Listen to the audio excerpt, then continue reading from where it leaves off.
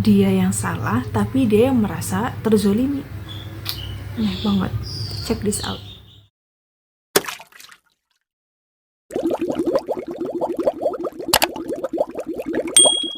Assalamualaikum warahmatullahi wabarakatuh. Welcome back to my YouTube channel again. Hari ini aku mau sharing pengalaman aku tentang yang kecelakaan. Tapi ini memang nggak pure 100% mereka yang salah dan juga bukan aku 100% yang salah. Nah, kejadian ini sebenarnya udah lama. Jadi kejadian ini aku alami 3. Soalnya sih malam itu udah pengen cerita gitu, tapi nggak tahu ya kenapa kalau misalnya aku tuh belum sharing, itu tuh kayaknya kebayang sampai nggak bisa tidur itu, makanya matanya agak gak besar ya kantung matanya. Nah, kejadian ini sebenarnya udah lama. Yang kejadian pertama itu tuh ketika aku mau ngisi bensin, ini di jalan raya ya, di jalan raya, kemudian mau isi bensin, aku tuh lupa gitu mau berhenti, padahal udah niat nih dari rumah pas berangkat kerja itu udah niat pengen isi bensin. Nah, ketika itu kan pom bensinnya agak besar ya, jadi jaraknya memang agak jauh gitu.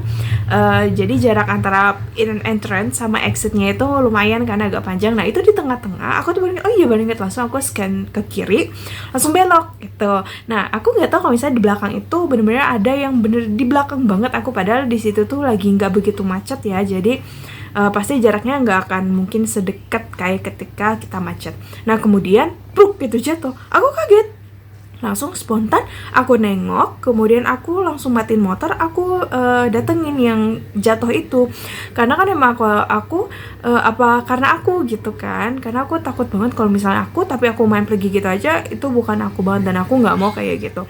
Kemudian aku berhenti, jatuh, kemudian aku kan langsung kaget, aku samperin, maaf karena saya ya gitu, karena emang beneran aku nggak tahu. Abis itu aku nggak sukanya sama yang si cowok ini, dia itu langsung kayak langsung marah kayak gitu kan. Maksudnya mohon maaf nih, kan kalau misalnya aku nggak tahu, so tinggal dibilang kan kayak, iya tadi tuh mbak kayak gini gitu kan, bisa dibilang, nggak perlu yang pakai marah-marah. Karena kalau misalnya mau marah-marah, aku harusnya lebih marah dong, karena bukan aku doang yang salah, karena kan kalian juga yang salah gitu. Nah, ini tapi alhamdulillah yang ceweknya ini tuh lebih kayak adem, jadi sama gitu, aku sama cewek ini tuh satu frekuensi, jadi kayak ya kita sama-sama salah, kita minta maaf gitu. Nah, aku tuh nanya kan sama yang ceweknya ini, mungkin yang cowok itu kenapa dia marah-marah kayak gitu, mungkin jiwa kayak gentleman-nya gitu untuk melindungi si ceweknya ini mungkin keluar gitu, tapi jatuhnya salah menurut aku. Nah, kemudian aku ngobrol kan sama ceweknya, ya Allah maaf ya mbak gitu, tadi saya belok gitu. Kemudian terus kata mbaknya itu, iya nggak apa-apa, tadi juga kita yang salah karena kita itu lagi nyetir kemudian sambil ngobrol gitu, jadi nggak lihat kalau misalnya mbaknya aku belok gitu. Jadi kan jatuhnya sama-sama salah kan, aku juga salah karena aku main belok aja tapi tetap aku pasang sen udah. Kemudian mereka juga lagi ngobrol, jadi mereka nggak fokus sama jalan yang ada di depan. Terus jatuhnya kan kayak gitu ya, enak. Jadi nggak ada yang main salah-salahan, dan juga aku nggak nuduh dia salah, dia juga nggak nuduh aku salah, kita sama-sama salah jatuhnya itu. Nah, kemudian tangannya kan pada kayak terluka gitu kan, besut kakinya juga. Nah, itu aku obatin karena emang aku nggak ada bawa obat P3K, itu nggak bawa. Nah, kita itu berhentinya di pinggiran jalan, itu tuh ada warung kayak warung kaki lima gitu. Nah, aku kurang sukanya dengan warung tersebut tuh ada orang kecelakaan kayak gitu, seharusnya dikasih minum dong, tenggang rasanya itu kurang banget. Itu seharusnya dikasih minum biar tenang, ini enggak, malah cengenges, malah diem aja, malah bodo amat. Itu aku nggak suka banget sama orang tersebut. Aku nggak tahu ya, apa mungkin memang cuma dia aja yang kayak gitu atau memang semuanya, tapi aku rasa masyarakat Indonesia tuh nggak kayak gitu. Maksudnya masyarakat Indonesia tuh tenggang rasanya masih ada dan masih bagus, karena kan memang kita dikenal sama orang luar kan memang orang yang sopan gitu kan, tenggang rasanya juga tinggi. Tapi aku benar-benar nggak suka banget sama orang tersebut. Aku baru dia kasih, Pak tolong airnya, sampai aku tuh bayar, karena memang aku saking keselnya kayak pengen berkata kasar gitu ya mulut ini, tapi tuh nggak boleh gitu, karena nggak sopan juga, karena kan dia memang lebih tua. Jadi ya sejelek apapun sebisa mungkin aku tetap menghormati.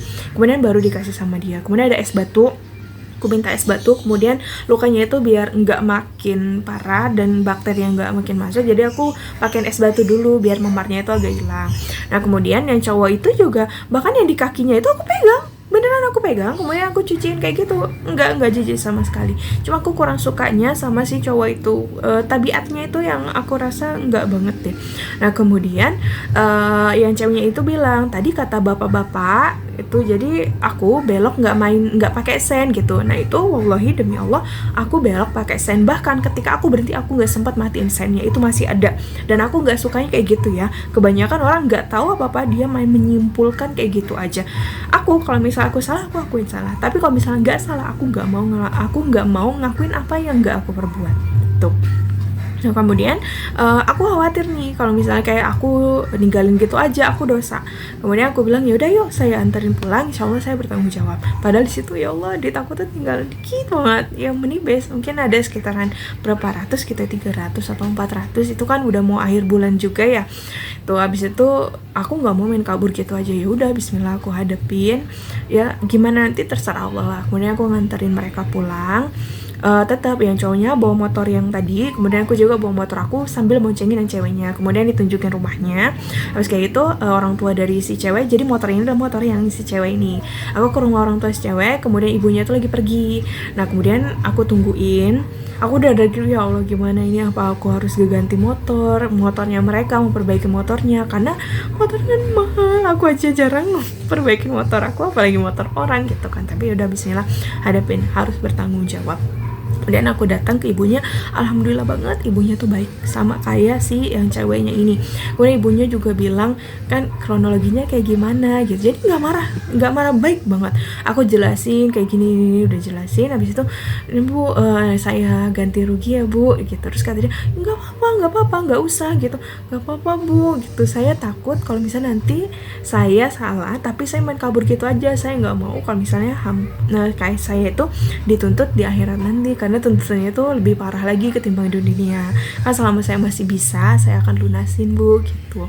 Habis kayak gitu nggak apa-apa gitu, nggak usah gitu. Udah habis itu aku ke bank, aku ngambil uang, kalau nggak salah aku cuma ngasih 200 apa 300 gitu lupa, pokoknya ngasih nominal yang aku bisa. Aku bilang mohon maaf ya bu, saya cuma bisa kasih segini, semoga ibu ikhlas gitu kan aku bilang.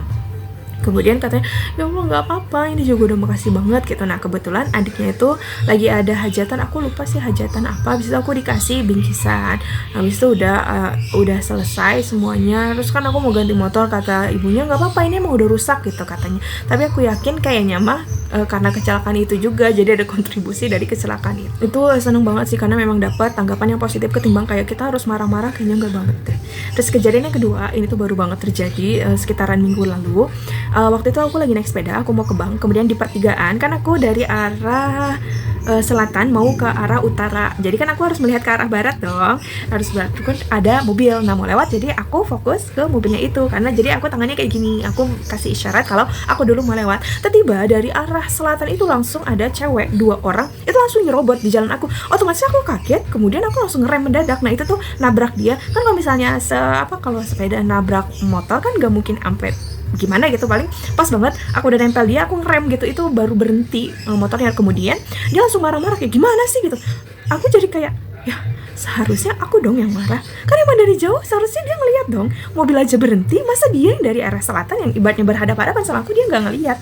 Aku kalau misalnya nggak punya adab ya aku pengen mbak matanya gitu. Ya Allah pengen banget gitu ya ngomong kata-kata kasar, pengen ngebalikin, tapi aku inget aku nggak boleh, aku beda sama dia.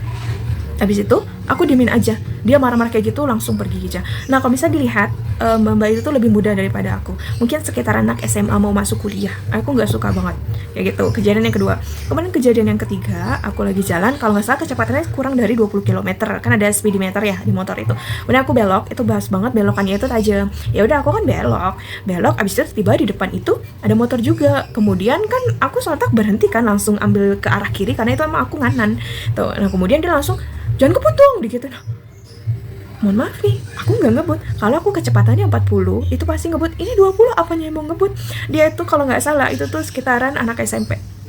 Itu aku kayak ya Allah, aku jadi kayak kesel sendiri. Lagi-lagi pengen ngomong kata-kata kasar, itu tuh nggak boleh gitu. Jadi kayak buat apa gitu. Nah hikmah dari semua kejadian ini adalah Kayak aku tuh menyayangkan, apakah mereka tidak pernah dididik di sekolah untuk berkata yang baik, tidak berkata kasar sama orang yang lebih dewasa. Tuh, bisa nggak sih kalau misalnya kita tuh kalau lagi ada masalah tuh nggak perlu marah-marah, kita selesaikan dengan kepala dingin, itu nggak bisa. Aku tahu sih memang lagi suasana siang panas, tapi kan nggak mesti harus marah-marah. Toh kita juga berintrospeksi ya, ini kesalahan siapa. Toh kalau emang kita sama-sama salah, udah kita tinggal ngomong aja, maaf, apa susahnya. Aku tuh lebih tua loh, bukan masalah dihormati ya, bukan masalah menghormati, bukan, tapi masalahnya lebih ke adab. Apakah diajarkan gak sih di sekolah? Masa iya di sekolah gak ngajarin? Kemudian kalau udah diajarin, dipakai gak sih? Percuma dong kalau bisa diajarin tapi gak dipakai. Itu sih yang aku sayangin banget, karena kebanyakan generasi yang sekarang itu lupa gimana cara tata krama, gimana cara adab, gimana cara harus bersopan santun. Itu sih yang aku sayangin banget, karena selama ini alhamdulillah aku di sekolah maupun di tempat les itu aku selalu mengajarkan sama murid-muridku. Alhamdulillah mereka tuh mempraktekannya dengan baik. Jadi kita sama-sama ya untuk mengingatkan generasinya kita, untuk mengingatkan adik kita, anak kita, untuk selalu untuk selalu berpegang teguh sama nilai adab itu, karena adab itu penting loh. Kalau di sekolahku, nilai sama adab itu nilai nomor kesekian. Yang penting yang pertama itu adalah adab, karena memang penting banget kita beradab sama orang lain. Kita nggak hidup sendiri, karena kita itu hidup bareng-bareng. Tuh, jadi hikmahnya mungkin aku juga melakukan halnya itu dulu, sehingga Allah tuh ngasih lihat aku kayak kamu dulu kayak gini loh gitu. Jadi aku merasakan, oh berarti aku harus lebih bersabar lagi, aku harus lebih menghormati orang lain lagi. Itu sih yang hikmah yang aku ambil. Tapi aku juga berharap generasi yang sekarang juga bisa memperhatikan hal yang sama.